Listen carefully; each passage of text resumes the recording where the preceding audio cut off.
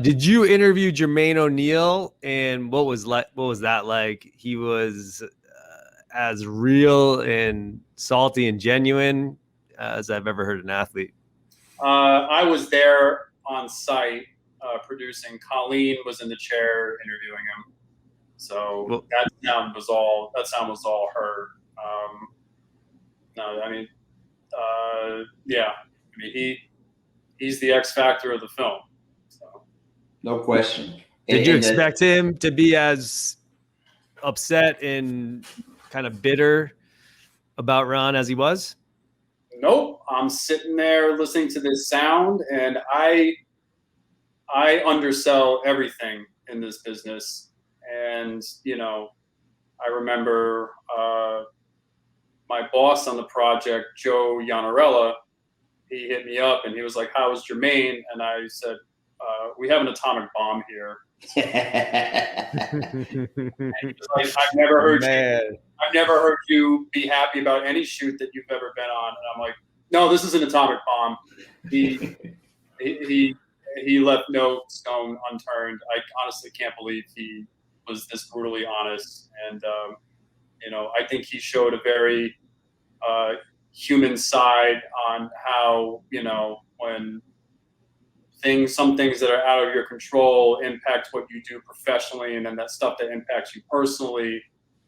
I thought Jermaine could not have been more courageously honest in that, in that interview. And I thought that's how he came off, because I think most people would just take the high road and, be like, Ron was being Ron, and, what are you going to do? Jermaine was like, "No, I was trying to win a fucking title.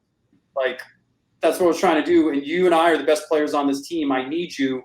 And, how many times do we have to go down this road? Because, I mean, if you really break down the math, they probably should have won 2 titles."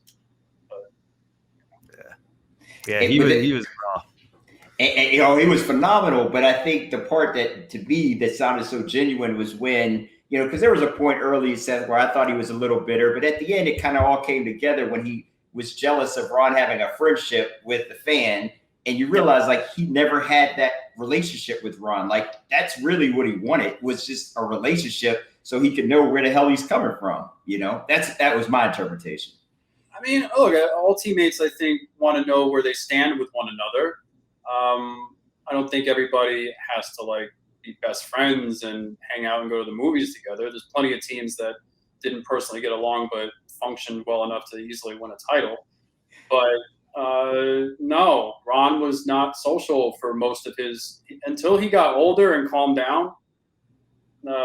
He wasn't social at all. I think when he got older and he saw the younger players look up to him and wanted to, like, learn from him, I think that's when he started opening up more. So when he was one of the older member of the Lakers, and, like, the Nick Young, the Julius Randles were, picking his brain, I think that's when he started, loosening up. And that's ironically around the same time him and Jermaine started patching things up, because he kept calling Jermaine and saying, I'm sorry. He basically said, "I'm sorry," both publicly and privately to him for almost 5, 6, 7 years. And then, they finally, to my knowledge, things are still patched up. But then again, I haven't spoken to either of them in, 3, 4 years. So who knows what their friendship is like now. But at the time, it seemed like they had worked their things out. I got to say one more person, that Steven Jackson was great. Like, his interviews were great. But when he told the story about Ron in the locker room, like, yo, we gonna get in trouble. Yo, I lost it. So I couldn't stop laughing, because everything I've heard, like, Al Harris just told me, so other people have told me stories about Ron. It just made it seem all true. Like, he really thought, like, yo, we gonna get in trouble. We might be playing overseas. And I didn't know a fight broke out. Like, that to me was revealing, like, in the locker room with the coaches and all of that. Like, that part, I had no clue. I'd never heard that.